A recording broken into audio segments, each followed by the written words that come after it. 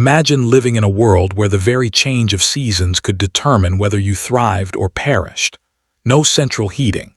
No supermarkets stocked with food flown in from warmer climates. No insulated homes with double-paned glass and thick carpeting. Instead, the only thing between you and the merciless bite of winter was the work of your own hands, the luck of the harvest, and the thin walls of a wooden cottage. For people in the Middle Ages, winter wasn't just another season. It was a brutal test of survival. Tonight we're stepping into that world. A world where frost wasn't simply inconvenient but life-threatening, where the difference between feast and famine could come down to how well you had planned the summer before. Stay with me, because what you're about to hear isn't just about history. It's about endurance, resilience, and the daily battle to see spring arrive. The medieval calendar revolved around the seasons in a way we can hardly imagine today. For us, December marks the beginning of winter, a time of festivities, twinkling lights, and warm drinks by the fire. But for a farmer in the 13th century, December meant something very different. It marked the true beginning of hardship, the moment when stored food supplies became the only lifeline, and when the days shrank so short that work hours dwindled to nearly nothing. The Middle Ages didn't have the luxury of global food trade. No bananas from Ecuador, no rice shipped across oceans, no citrus flown in to prevent scurvy. Instead, each village relied almost entirely on what it could grow, raise, or trade with neighboring communities. By October, granaries were filled with the year's harvest, root cellars stocked with turnips, parsnips, carrots, and onions. Cured meats hung from rafters, salted fish lay in barrels, and grains were carefully measured for milling. But no matter how much a family stored, the same truth haunted every medieval winter. Once the cold set in, no new crops could grow. The earth went silent, locked in frost, and what you had on hand in November had to last you until April, or longer if spring was late. This reality cast a shadow over autumn celebrations like the Harvest Festival. Yes, there was feasting, music, and plenty of ale when crops came in. But beneath the joy lay anxiety. Every person knew that what seemed abundant in October might feel dangerously meager by February. Let's imagine stepping inside the average medieval home in winter. Forget cozy fireplaces and plush blankets. Most people lived in single-room cottages built of wattle and daub, woven wooden strips packed with mud, clay, and straw. A thatched roof overhead offered some protection, but rain and snow often leaked through. In the center of the room stood a fire pit, little more than stones arranged in a rough circle. Smoke billowed upward, filling the room with a haze that stung the eyes and clung to the skin. Chimneys were rare in peasant homes. Instead, smoke escaped through a hole in the roof if it escaped at all. Families slept on straw mattresses pushed against the walls, covered with wool blankets that were scratchy, heavy, and never quite warm enough. During the coldest months, families often brought their animals indoors. Chickens, pigs, even a cow or two might share the same living space, both to keep them alive through the winter and to generate a little extra body heat. Imagine trying to sleep while your pig snored beside you, or your chickens flapped in the dark. It wasn't comfortable, but survival rarely is. For the wealthier classes, life wasn't entirely free of hardship either. Stone castles and manors offered more security, but their vast, drafty halls were notoriously hard to heat. A roaring fireplace could warm those closest to it, but the rest of the room remained icy. Nobles wore layers of fur-lined clothing indoors, and servants scurried constantly to fetch more firewood. Even for kings and queens, winter was not a season of ease. Food scarcity was perhaps the greatest threat of all. We know today how much nutrition matters, but in the Middle Ages, malnutrition wasn't the exception in winter. It was the norm. By January, fresh vegetables were gone. Families survived on grains like barley and rye, often baked into coarse, dark bread. If you were lucky, there might be cheese, butter, or a small portion of salted pork. If you weren't, you might be left with nothing but thin porridge day after day. Meat was a luxury. Hunting was often restricted to the nobility, and peasants caught poaching could face severe punishment. Fishing provided some relief for communities near rivers or the sea, but inland villages relied almost entirely on what had been salted or smoked months before. Then there was the specter of famine. A poor harvest in summer meant certain suffering by winter. Entire regions could face hunger if crops failed, and history records devastating famines that wiped out thousands. The Great Famine of 1315–1317, for instance, left parts of Europe in ruin. Crops rotted in the fields, cattle died of disease, and desperate families resorted to eating bark, grass, even cats and dogs. But even in years without catastrophe, hunger gnawed at people during the long winter nights. The body craves more calories in the cold, yet food supplies shrank with each passing week. Imagine the psychological toll, opening the pantry each morning, seeing the stockpile grow smaller, and wondering if your family would make it to spring. Clothing was another battlefield in the war against winter. Peasants wrapped themselves in layers of wool, tunics, cloaks, and hoods. Leather boots were stuffed with straw for insulation, and mittens were crudely stitched from scraps of fabric.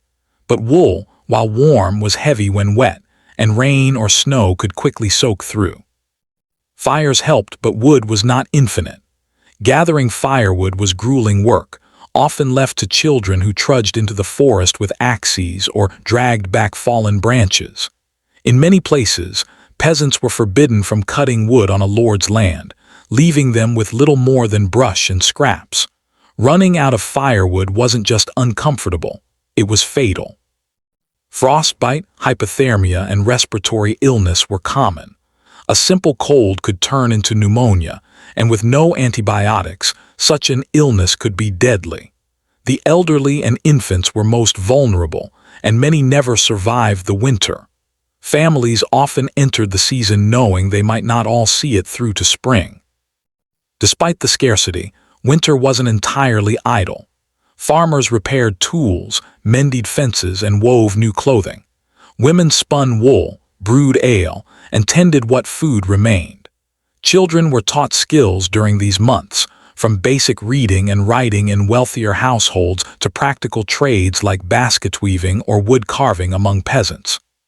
For the church, winter was a season of reflection. Candlemas, Christmas, and Epiphany were observed with solemn rituals and occasional feasts, providing brief respite from the grind of survival. Yet even these religious festivals carried a weight of desperation. Prayers for a mild winter or an early spring were as much practical pleas as spiritual ones. It might be tempting to assume nobles had it easy, but while they were shielded from hunger, they faced other challenges. Their estates had to support large households of servants, soldiers, and retainers. Feeding so many mouths during a harsh winter strained even the wealthiest lords. Moreover, the poor health conditions of peasants often spread disease upward. Fleas, lice, and other vermin thrived in the cold months when people and animals crowded together indoors. Outbreaks of illness could strike both peasants and nobles alike, proving that wealth did not always buy immunity from suffering. When we imagine medieval winters, it is tempting to see only the suffering, the gnawing hunger, the bitter cold, the ceaseless coughs of illness. Yet to leave it at that would be unfair, because people are never just victims of their environment. They adapt. They build systems. They cling to traditions, faith, and rituals that help them survive not just in body, but in spirit. In this chapter, we turn away from the howling winds outside and step inside the cottages, churches, and community halls where life, though fragile, found ways to continue. A medieval village was a living organism, bound tightly by necessity. No family, no matter how wealthy or prepared, could stand entirely alone. The brutal weather forced people into cooperation. This wasn't charity, it was survival. If one family's thatch roof caved under the heavy snow, neighbors came with timber and straw to help repair it. Not out of kindness alone, but because a ruined house meant another hungry mouth to feed, another weak link in the chain. The village depended on everyone being at least strong enough to carry their share of the weight. Winter changed the rhythm of life. Fields lay dormant, so farming labor was replaced by indoor crafts, weaving, repairing tools, carving wooden utensils, or patching old clothes with scraps. A child's shirt might pass through 3 siblings and finally be cut down into rags, nothing wasted. The fire became the heart of the home, the single bright spot in the dim and smoky room. At night, when the wind keened at the shutters and the dark pressed against the walls, families told stories. Some were cautionary tales meant to keep children from wandering into the snow. Others were legends, half pagan, half Christian, carried forward from older generations. The tales reminded people that they were part of something larger, that winter was not just suffering but a cycle, and spring would return. Religion filled the gaps where reason or comfort failed. The church was more than a place of worship in winter. It was a refuge. Monasteries, when they had enough stores, distributed bread and ale to the poor. Parish churches gave shelter to travelers who would have otherwise frozen on the road. But beyond charity, faith offered explanations. Why had the harvest failed? Why had the snow come early? Why did illness strike down the young? Priests might thunder about sin and divine punishment, while others spoke more gently of trials meant to purify the soul. Either way, the harshness of winter became framed not just as a natural force, but a moral and spiritual battle. Holy days broke the monotony. Christmas was not the glittering spectacle of today, but it was still a season of light in the dark. Candles were lit in honor of Christ's birth, and even the poorest families tried to set aside a scrap of meat or a crust of sweetened bread. The celebration was modest, but it mattered. It reminded people that they had endured another year, and with God's grace, might endure the next. Alongside the official teachings of the church lived a wild undercurrent of folklore. Medieval people never fully abandoned their old pagan roots, especially in the countryside. Winter nights were filled with whispers of things unseen, spirits that roamed the frozen woods, witches who brought blight to the crops, or spectral hunts that thundered across the skies. To us, these sound like superstitions, but for those who lived them, they were as real as the snow underfoot, and in a way, they were useful. Fear kept children from wandering too far from the hearth. Fear explained why cattle sickened, or why frost ruined the stored grain. Fear was a kind of map through the unknown. Fires were not just for warmth, but for protection. To sit by the fire was to be safe, both from the cold and from whatever might lurk outside in the darkness. The glow of the hearth was a shield, and families drew close to it, as much for comfort as for survival. Yet even the hearth carried its dangers. Houses were small, often just a single room where fire smoked constantly. Chimneys were rare before the later Middle Ages. Instead, smoke seeped out through holes in the roof or doorways. This meant families lived half-blind, eyes watering, lungs full of soot.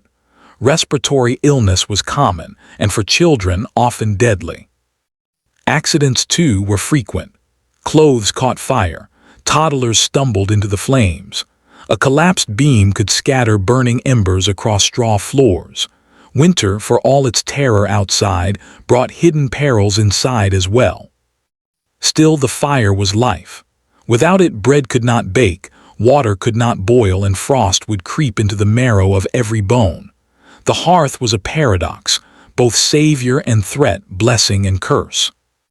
Though food was scarce, people found ways to mark the turning of the year. Communal feasts, though rare, did occur, especially when an animal could not survive the winter and was slaughtered for meat. The entire village might share in the bounty, everyone taking a portion before the rest was salted or smoked. Such meals were remembered for months. Children dreamed of the taste of fat on their tongues. Adults carried the memory of laughter echoing through the hall. These brief moments of abundance provided psychological sustenance as much as physical nourishment. But for every feast, there were countless days of hunger.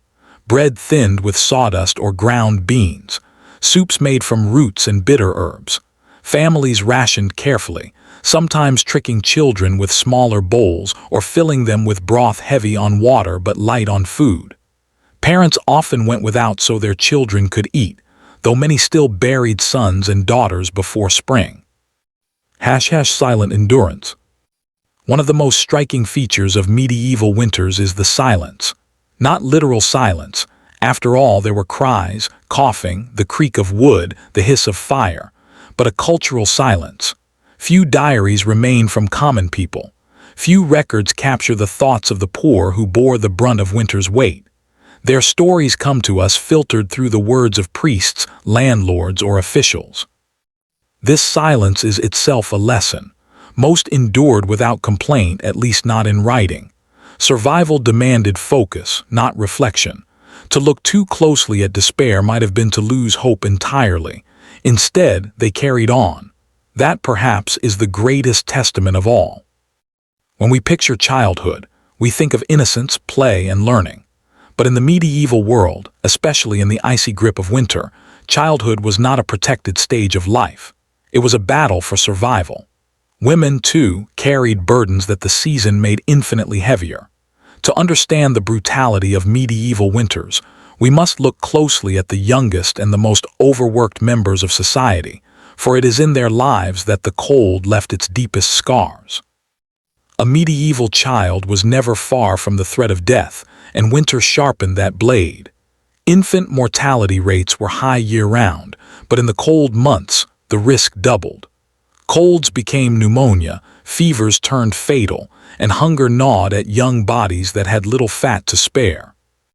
Children were expected to contribute to survival almost as soon as they could walk. A boy of 5 might carry wood from the edge of the forest, stumbling under loads too heavy for his thin frame. A girl barely older might spend her days beside her mother, patching worn clothes or spinning wool until her fingers ached. Play existed, yes, sledding on makeshift boards, throwing snow, carving wooden toys, but it was secondary to duty. Imagine a child waking up on a January morning. The blanket is thin, the bed is a sack of straw that smells faintly of mold, and the first breath is a shock of cold air. No roaring fire waits in the hearth. The embers must be coaxed back to life. Breakfast, if there is any, is a crust of stale bread softened in weak ale. Then the work begins. There is no school for most, no classroom to escape into, only the long rhythm of survival. Yet children found ways to create joy in the margins. They listened to their elders' tales by firelight, memorizing stories of saints and spirits alike. They built friendships that were lifelines, sharing secrets and laughter even in hunger. Resilience in children was perhaps the most powerful weapon against the despair of winter. If children bore the weight of duty, women bore the weight of entire households. In winter, their responsibilities multiplied. They managed stores of grain and salted meat, measured portions with painful precision, and ensured nothing went to waste. A miscalculation could mean starvation before spring. Women were also the first line of defense against illness. With no doctors in most villages, mothers and grandmothers relied on herbal remedies, teas of chamomile and thyme for coughs, poultices of garlic or honey for wounds. Some remedies were effective, others were little more than desperate hope, but all reflected the constant pressure to protect loved ones in a season that seemed bent on taking them. Pregnancy in winter was particularly perilous. Malnutrition weakened mothers, cold increased the risk of complications, and infants born in icy months often died before their first thaw. Yet women endured, giving birth in smoky cottages with only the help of other women, often returning to work within days. And then there was the emotional labor, the invisible burden of keeping spirits alive. Women told the stories that distracted children from hunger, led prayers that reassured neighbors, and stitched scraps into clothing that kept frostbite at bay.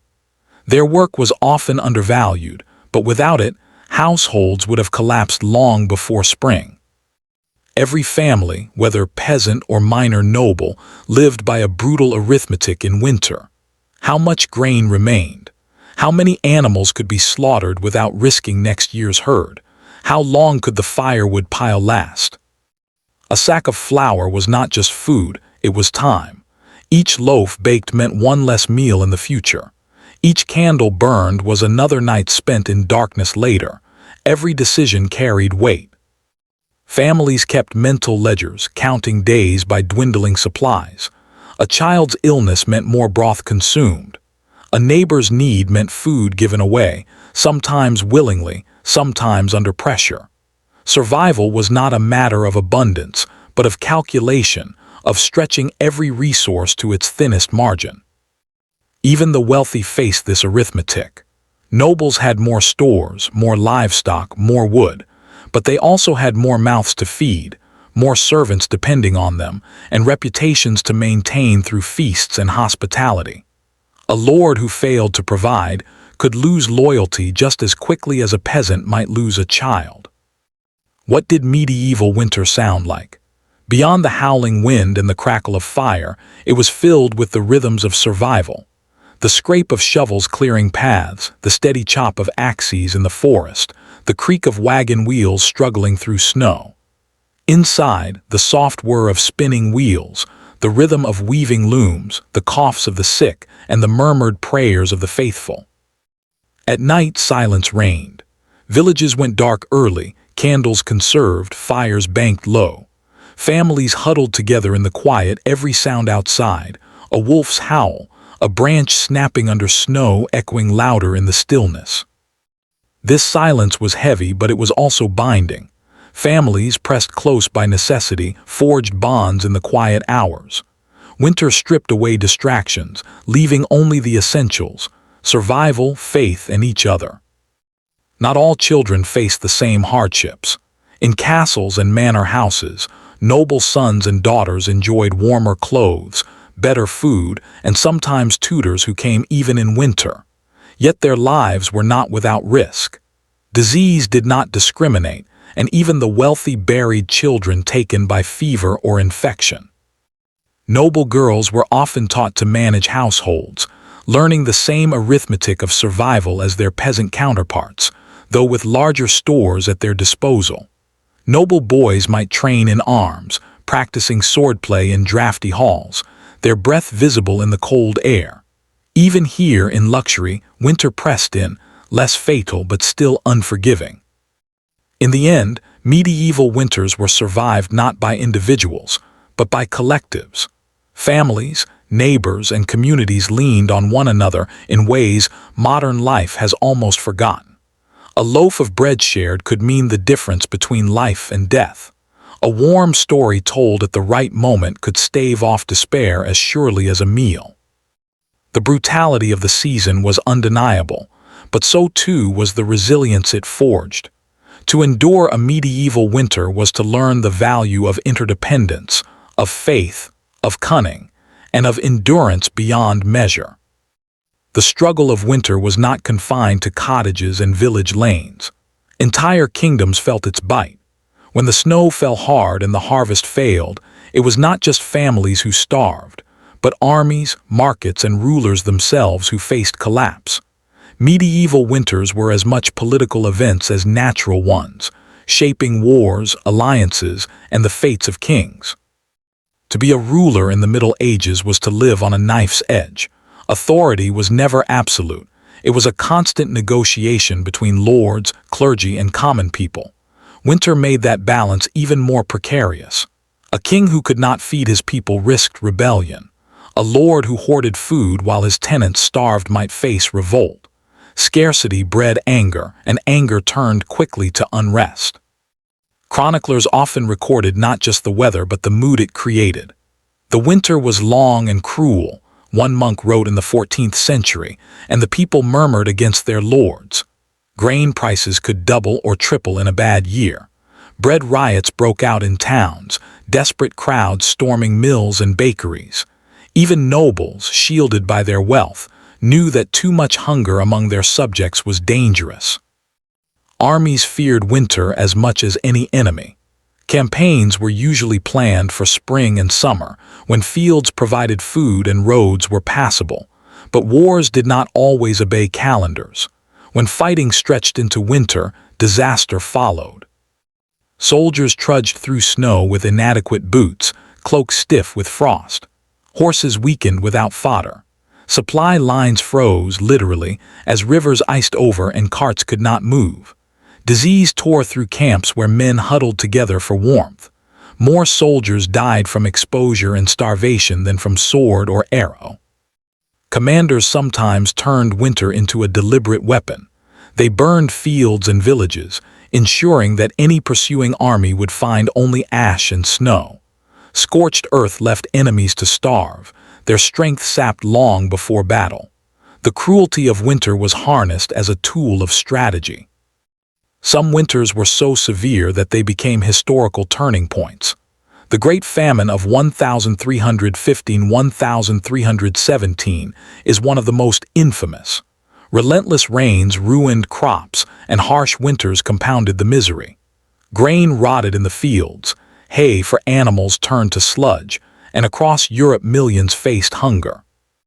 In some regions, people resorted to eating dogs, cats, and even bark stripped from trees.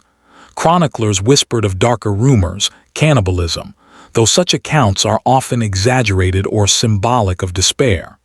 What is certain is that entire villages were abandoned, their people either dead or fled. For kings and lords, the famine was a political crisis. Promises of divine favor rang hollow when the faithful starved. Rebellions simmered. Trust in rulers eroded, replaced by resentment and anger. Winter did not just take lives, it took legitimacy from those in power. Even castles, symbols of strength, were vulnerable to winter's grasp. Their stone walls held back attackers but not the chill. Fires blazed in great halls, yet drafts seeped through cracks in the masonry. Servants scurried with furs and cloaks, trying to keep their lords warm. Food stores within castles were better than those of peasants, but they were not infinite. A long siege during winter was brutal for both sides. Defenders rationed grain until bread was little more than paste. Attackers shivered in tents, frostbite claiming fingers and toes. Winter made even the mightiest fortresses places of misery. Beyond the battlefield, winter paralyzed trade. Roads became impassable, rivers iced over, and ports closed. Merchants could not bring grain from one region to another, even if surplus existed elsewhere. Towns dependent on trade suffered. Bread became scarce, prices soared, and the poorest died first. Markets that did function were scenes of desperation. Buyers bid against each other, driving prices beyond reach. Rumors of hoarding or profiteering sparked violence. Trust in merchants and rulers alike eroded in the face of empty stomachs. History offers stark examples of kingdoms humbled by winter. During the 9th century, Viking raiders used frozen rivers as highways, sailing deep inland when waters iced over. Villages and towns thought safe were suddenly exposed, their defenses meaningless against enemies who came on the winter wind. In Eastern Europe, entire armies perished when snow trapped them. Chroniclers describe knights in shining armor brought low, their fine horses collapsing in the drifts. They froze where they stood, one account reads, and the snow became their grave. Even great powers like France and England were shaken by harsh winters. Tax systems faltered when fields lay barren, and royal treasuries shrank as coin could not replace grain. Kings begged the church to hold processions and prayers for mercy, a reminder that even rulers bowed before the terror of nature. Religious interpretation of winter extended to rulers themselves. A famine or cruel season could be seen as a judgment not only on the people but on their king. Chroniclers sometimes accused rulers of sin or negligence, framing natural disaster as divine punishment for political failure. Kings, in turn, used winter as a rhetorical weapon. When enemies suffered more than their own people, it was proclaimed as a sign of God's favor. Victories won in harsh conditions were celebrated as miracles. The boundary between weather, politics, and faith blurred until each reinforced the other. Ultimately, medieval rulers faced the same reality as peasants.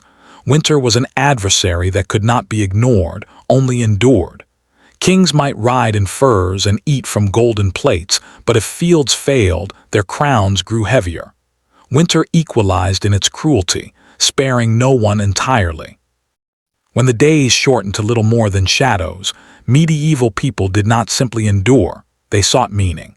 To survive the cold, hunger, and silence of winter, they wove traditions, rituals, and stories that brought color to the dark months.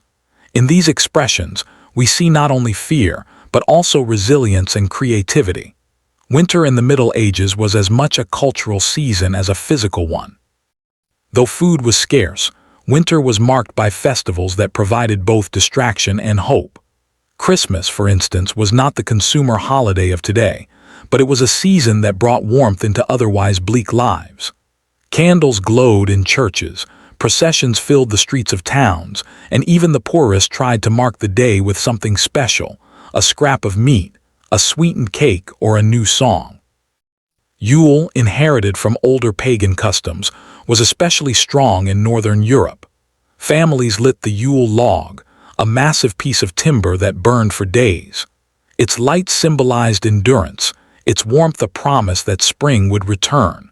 Communities sometimes gathered around the log, telling tales deep into the night as sparks flew like stars.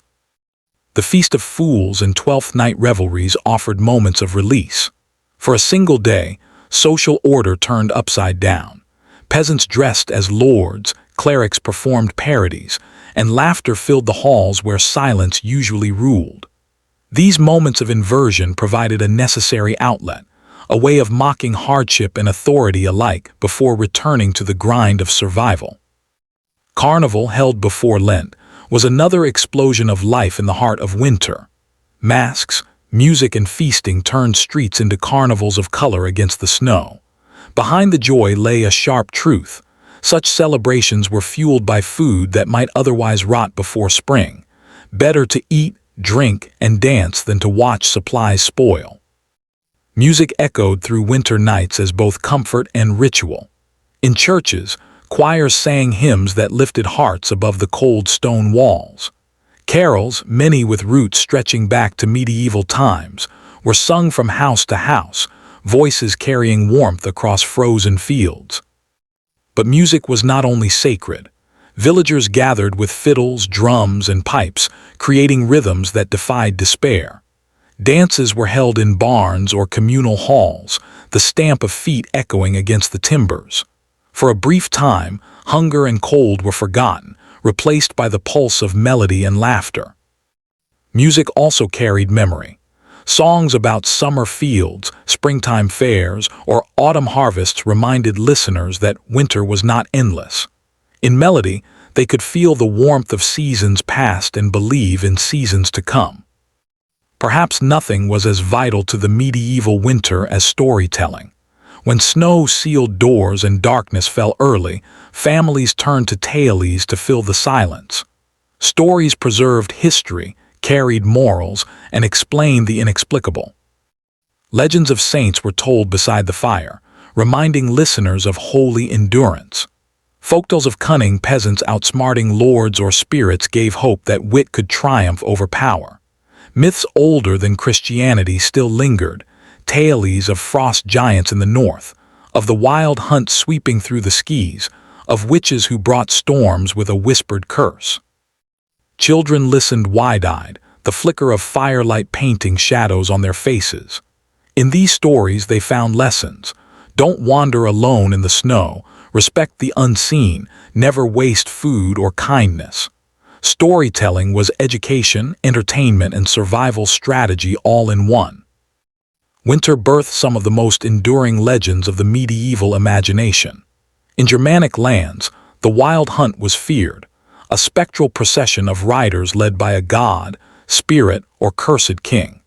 To see the hunt was to invite death or misfortune, yet its legend explained the eerie sounds of wind through bare branches or the strange cries of animals in the night.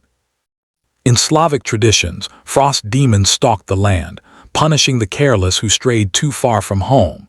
In Celtic lore, the Cailleach, A winter hag ruled the season with icy power, her grip loosening only when spring returned. These myths gave shape to the terror of the season, turning nameless dread into stories that could be told, shared, and in some sense controlled. The church often tried to overlay these legends with Christian saints and morals, but the old stories endured, folded into the rhythm of winter like hidden embers beneath the ash. Even art carried the imprint of winter. Illuminated manuscripts from monasteries depicted the labors of the months, with January and February often shown as peasants huddled by the fire, feasting modestly or trudging through snow. These images were reminders of the universal struggle, preserved in color and gold leaf. Tapestries warmed stone walls and depicted scenes of hunting in the snow, noble families chasing boar or stag across white landscapes. For the wealthy, such images turned winter into a backdrop for power and leisure. For the poor, art was simpler: carvings in wood, patterns stitched into clothing, or crude drawings scratched into the frost on windows. All of it, whether grand or humble, transformed winter into something more than suffering. It became material for creativity, expression, and memory. The greatest challenge of winter was darkness. With the sun rising late and setting early, entire days felt swallowed by shadow. To combat this, medieval people invented rituals of light. Candles were lit in windows during Christmastide, lanterns carried in processions, fires blazed high on feast days. Even the smallest flame became a symbol of endurance. Some villages held torchlight dances, circling the fire to remind themselves that the sun would return. In monasteries, the chanting of monks in candle-lit chapels turned darkness into reverence. The flicker of light on stone walls was itself a sermon. Even in shadow, faith endured. Winter was brutal, yes, but it was also the canvas for some of the Middle Ages' richest traditions. Out of scarcity came feasts. Out of darkness came rituals of light. Out of fear came legends that still linger in our stories today. This was perhaps the greatest resilience of all, the ability not only to survive but to transform suffering into meaning and meaning into beauty. Medieval winters were not just endured, they were lived, remembered, and woven into the culture that shaped centuries. When we step back from the details, the frozen rivers, the empty granaries, the feasts lit by candlelight, we begin to see medieval winter not just as a season, but as a force that shaped an entire civilization. Its cold hand reached into every corner of life, from the humblest cottage to the grandest throne, from the quiet of a monastery to the clamor of a battlefield. Winter was not simply endured, it was transformative. Above all, medieval winters taught resilience. Every man, woman, and child who lived through them learned to plan, to conserve, to adapt. A careless harvest, a misplaced trust in mild weather, could mean starvation before spring. Wisdom was measured in foresight, and survival depended on community. Neighbors who shared a loaf of bread, a pile of firewood, or a pot of broth created bonds stronger than iron. The lesson of interdependence echoed across centuries. No one survived winter alone. This truth shaped village life, local politics, and even faith. Winter reminded people that human strength was limited, and that humility before nature and before God was essential. But winter also judged. It tested rulers, exposed corruption, and punished greed. A lord who hoarded grain found himself despised. A king who failed to keep trade flowing risked rebellion. Armies that marched into winter without preparation crumbled, their ambitions frozen in the snow. The season was merciless. It made visible the consequences of arrogance and neglect. Leaders learned, sometimes too late, that the chill of famine could undo years of power. In this sense, winter acted as a political judge, holding all to account under the same unrelenting cold. Out of this hardship, stories flourished. Legends of saints and spirits, festivals of reversal and light, songs that remembered summer. Each of these was winter's way of teaching through memory. Children grew up hearing tales of the wild hunt or the cailleach, learning both caution and courage. Communities gathered around Yule logs or carnival fires, transforming fear into laughter, darkness into shared glow. Winter wrote itself into the culture of the Middle Ages, leaving behind a treasury of myths, rituals, and traditions that still echo in our holidays and folklore today. Perhaps the most striking truth is that winter spared no one entirely. Kings and peasants alike shivered, though in different conditions. Castles were drafty, and fires never enough to chase the chill from stone walls. Armies faltered regardless of rank. Hunger gnawed at noble and commoner alike when harvests failed. In this way, winter was an equalizer. Wealth could soften the blow, but it could not erase it. The cold touched all, and in touching all, it reminded medieval society of the limits of human control. Today, central heating, insulated walls, and global trade shield many of us from the worst of winter. Yet the echoes of the medieval struggle remain. We still light candles in December, still sing songs of warmth and hope, still gather in festivals that bring color to the darkest months. And in times of crisis, storms that cut power, shortages that empty shelves, we feel, however briefly, the shadow of those earlier winters. Their lessons whisper through time: prepare, endure, share, remember. To study medieval winters is to study the raw edge of human survival. It is to see how people faced despair and found ways to make meaning.